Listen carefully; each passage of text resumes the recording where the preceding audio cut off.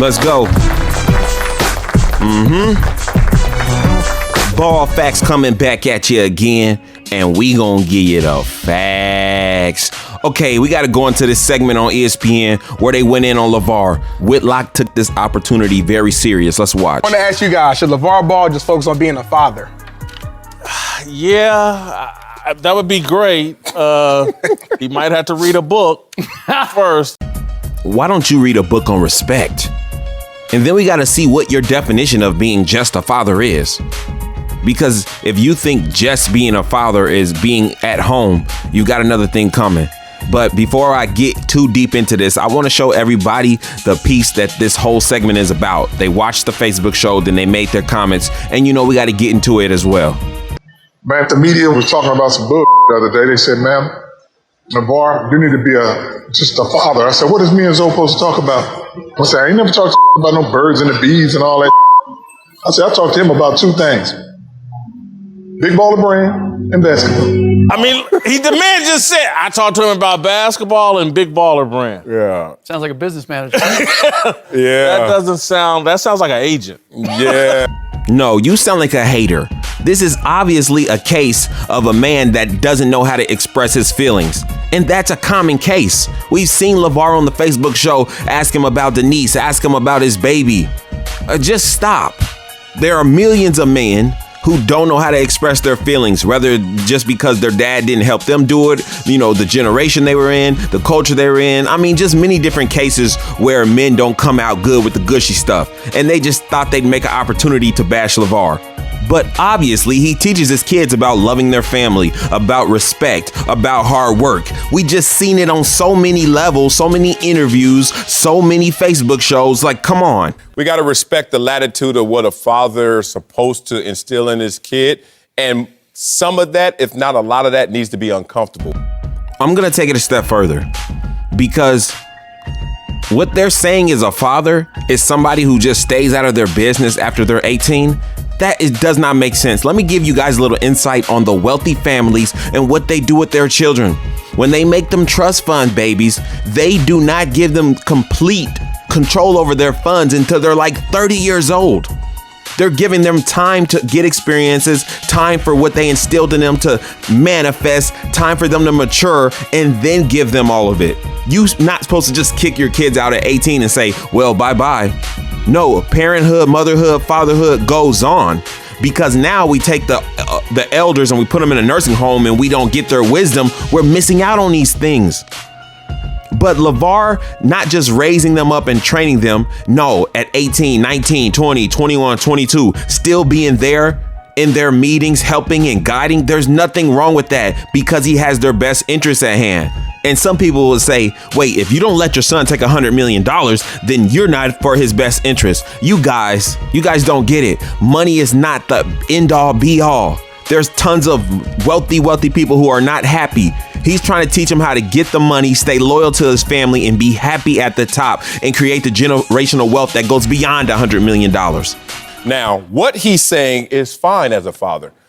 How he's going to go about what he's saying is the issue. Give the guy time to grow. Let me hand somebody millions and millions of dollars and then try to contain them all of a sudden. He's learning, he's growing, he's done a swell job so far from where they were to where they are now. Just give the guy some time. You have to hire smart people who are in that lane of business that can make the conversion of your image, your fame, and turn it into greater fortune. Well, that's what he tried to do with Allen. And it worked to a certain point. So he's not trying to do it all by himself. He reached out to Allen after not seeing him for years. And now he reached out to two other guys. He's putting his trust in other people. He never set out to do it alone. He just picked the wrong business partner, the partnership that wouldn't last. You need to understand a lot more than just, hey, he's famous and we got T-shirts on. That was the failure for the first round. No, that wasn't the failure for the first round. The failure for the first round was Allen. See, Chris and Wayne, they said to Lavar, like, we might have to spend $500,000 to make sure the shoe is made right. And Lavar said, that's what I'm talking about. We're going to do it right this time. So obviously that means that Allen wasn't anywhere near that number trying to get the shoes right. So the first time around, it was just bad advice. The advisor, Allen, wasn't on point. I wish my father was one of experience to talk about more things. Marcellus, I respect that. How many athletes look back and say that they wish they had a father that would have been more involved on the whole process of picking an agent, on picking a shoe deal, just involved, interested on that part of the game. I wish I was in a situation trying to convert what I became into something greater for generational wealth. Marcellus, I respect that. Come on now. This guy is telling it how it is. All the people like us who don't have a professional sports career, we can talk all we want. But right here, we have a gentleman who got millions of dollars from his endorsement deal and all that. And he's saying he wished that he could go back in time and have his dad put him in a situation where he could have made his own brand, where he could have been in control, been his own boss, and had enough money to keep going for generation. Not when the contract's up, it's up. And I know some of these other athletes feel the same way, just they might not want to admit it.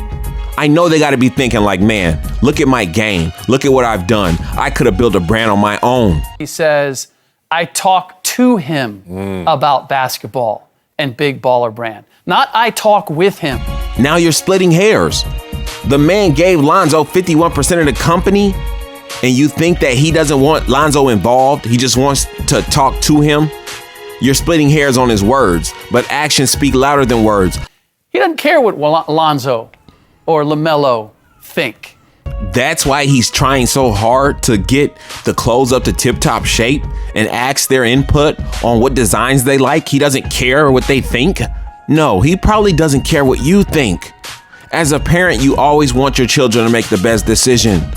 If your child is about to get hooked on drugs, you try to say everything to persuade them. You would stand in front of the door like, don't go out there, please. You would plead with them. On every front, you would try to save them from what's to come because you see it as certain doom. Well, if the plan from the beginning to get generational wealth is all three of them with the same logos on their shoes for the same family company, and they're about to sign with someone else, that is certain doom to the plan. Definitely.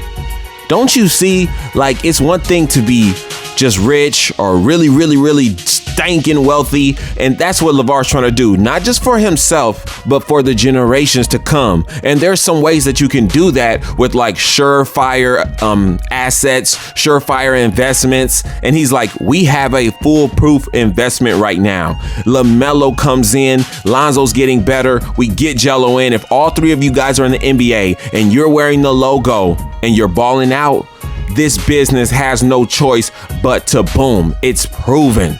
So he's like, let's get the generational wealth and let's keep it moving. But sometimes people can only see 50 years into the future.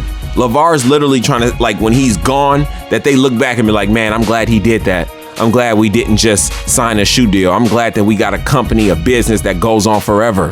And if you think differently than me, well, it's because we just have different mindsets.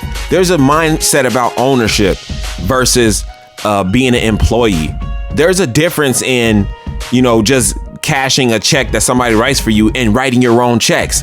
And I can't apologize for the mind that you have. There's nothing wrong with being an employee, but I believe that you should aspire to be more, to have more, not just for you, so that when your kids come along, they don't have to go find a job. You already found a job and you worked it, and then your kid grows up. What can you hand down to them besides a education from the public school system? If you had an ownership mindset, you could hand something down to your kids.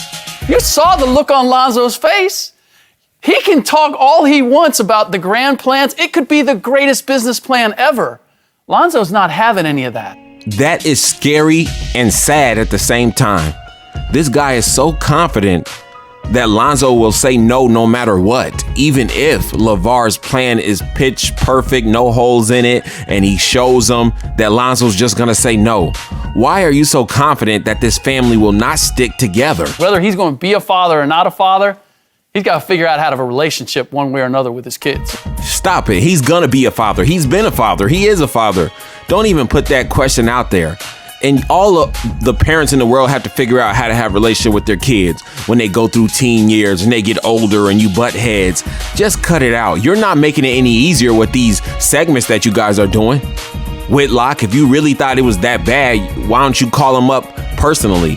Why always blast them on television? Would you really try to put a wedge in between a family for ratings? For ratings, really? Does he have to limit himself to just being a father? I say no. Thank you. Of course he doesn't. And do we have to limit ourselves to your definition of what fatherhood is? Oh, a father doesn't be an agent. Oh, a father doesn't be a this. He doesn't be a that. A father can be as much as he can be in his kid's life, and he should be. Why? Because that's his seed, and that's the one he should be caring for.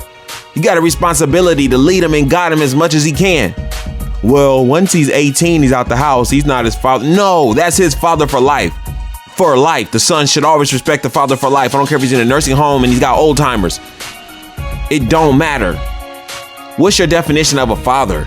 Somebody who just plays with their kid and sends them off to school and packs them a lunch? Why can't a father step in and help out as an agent? Why can't a father step out and say, you know what? You're going to sign to a big brand. They're going to give you $100 million. But guess what? That's what they're going to pay you for 10 years. And that's what they're going to make in 1 year. If we do it this way, it will not only help you, son, but it'll help your brothers, and it'll help your mother, and it'll help your kids and your grandkids. Why can't he do that? And that all be in the same spectrum of a father. It don't have to be something else. Why we gotta limit it to y'all, what you guys say, your little definition? That's trash. That's why so many people are down, because they've categorized themselves. Well, I'm just being a mother. All I can do is this. Oh, I'm just being a brother. All I can do is this. No, if we widen our definition of what it is to be a father, or what it is to be a friend, then we would have better relationships, and we would even be coming up better. But we're just so limited by what these people on TV say. This is my assumption. The real Lavar Ball is a strong, steadfast dad. He does this purely for entertainment and brand building. Let me tell you guys, he shows that he's a loving father on the show. It's not like that he's on the show acting just like he's not a loving father. It's just you guys don't want to see it. If you look, you could see it. You have to read between the lines. You can't go by just what a person says. You can look and see he loves his kids. I really think that the man has figured out a way to keep his personal life and business with his kids personal, and that's why they support him. Come on now. Of course he's figured out how to keep some things personal, guys.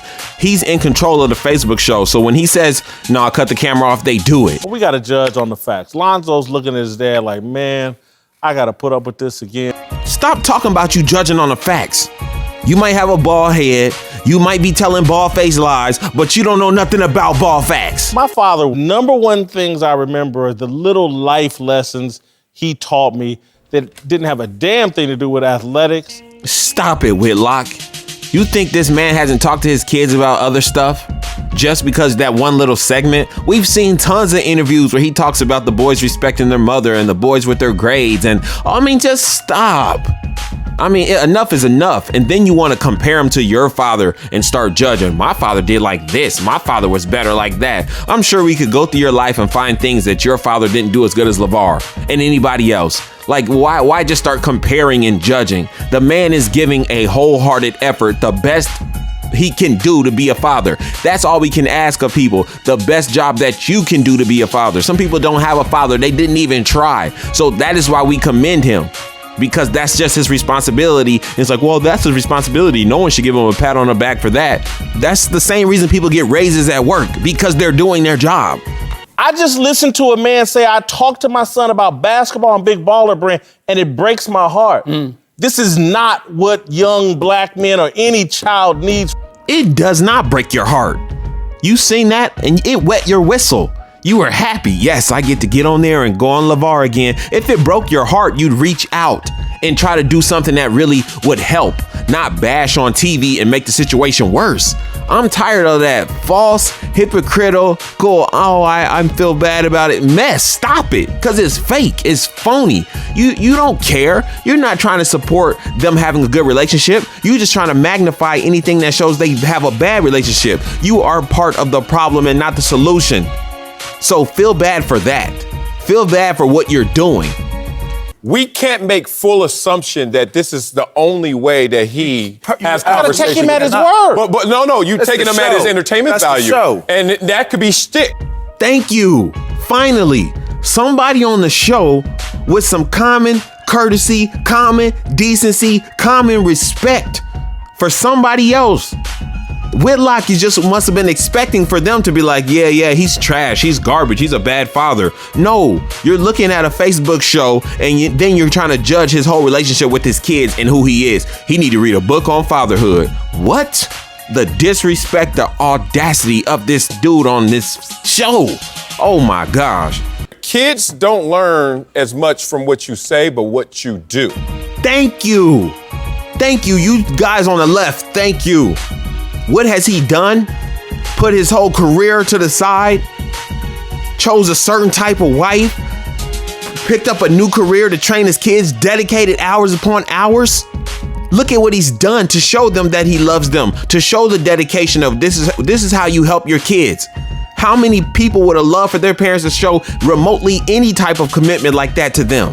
We have to start to learn, hire people around you. Let's stop with this whole, let's have all of nothing instead of some of something. Smart people will come in and say, I need 10%. Marcellus, you're right. We do need to learn how to do this. Lavar is learning how to do this. And wait, we got to go back to the beginning. He did that with Allen. He literally gave him a percentage and said, help me. He wasn't trying to do it all by himself. It backfired, but he didn't let that be the end all be all. He went and got 2 more guys with just some better references. So he is making that jump. I'm here to tell him there are people you can trust that are more intelligent in the lanes that you want to go be a part of, but you gotta trust in it. Now, Lavar, he's the real deal when it comes to really trying to make this work. And he went out to get real businessmen and not even people that were just yes man, people that were gonna tell him like, okay, you're talking a little too much, even though they've heard him say he don't shut up for anybody. Like, that's how you know he is really trying to surround himself with the right people. Marcellus and the other gentleman to our left, his right, thank you guys. I respect what y'all did on this show. Y'all didn't just go up there and try to clown somebody. You put yourself in his shoes and you didn't just speak recklessly. We enjoyed that. That was good to see. And you guys, I really think the ball facts culture is starting to spread. I think this channel has been a place where a lot of people have come to show respect and support, and it's spreading and it's getting out that people do support.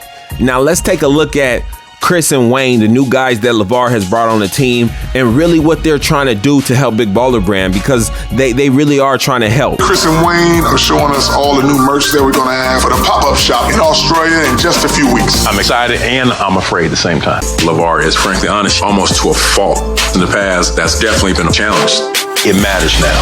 It's big business right now. As you see, guys, Lavar's not just trying to hire yes man. He's trying to hire men that can get it done. He's doing the best job he can. Let's hope that his sons come on board and help him. We know G3 is doing his job as well while still working hard in the gym. Anyway, guys, let me know what you think about everything I talked about. What do you think about their show and all their comments? Other than that, I need you guys to share this video. Like, comment, subscribe, and hit that notification bell.